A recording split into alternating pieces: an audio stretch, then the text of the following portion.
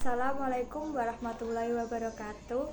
Pertama-tama, perkenalkan nama saya Eka Oktavia Siwisarvina dari kelas 11 DKV 2. Jadi di sini saya akan membawakan materi ceramah singkat tentang ikhlas dan amal.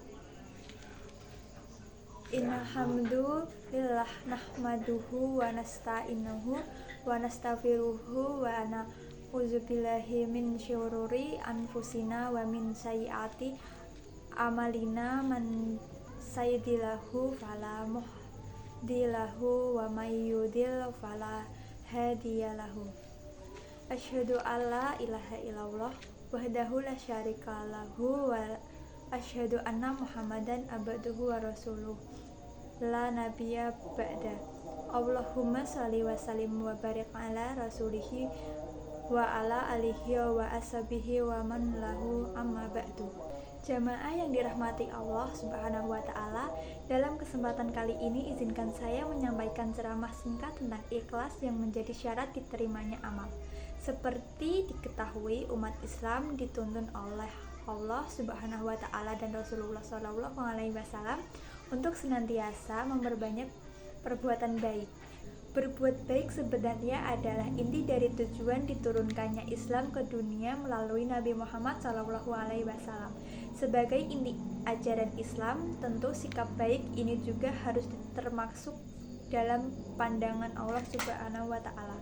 Bukan hanya manusia, jika dipelajari secara mendalam, semua ayat dalam Al-Quran dan tuntunan Nabi Muhammad SAW dalam sunnah-sunnahnya adalah berisi kebaikan. Dalam salah satu ayat Al-Quran, Allah Subhanahu wa taala dengan jelas memerintahkan umat Islam untuk berbuat baik.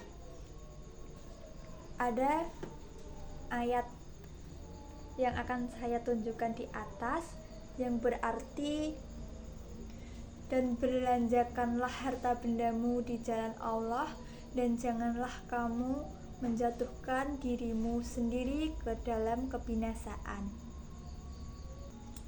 Dan berbuat baiklah, karena sesungguhnya Allah menyukai orang-orang yang berbuat baik. Quran Surat Al-Baqarah ayat 195.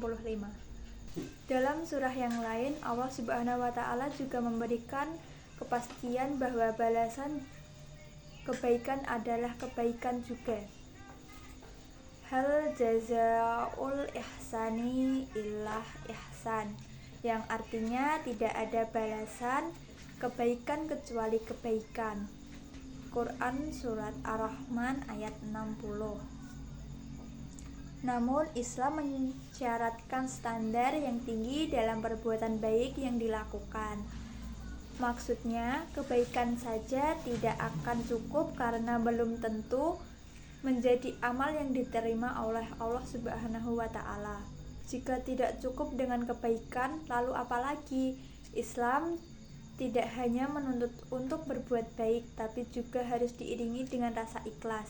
Jadi, ini menjadi syarat utama diterimanya perbuatan baik yang dilakukan oleh manusia.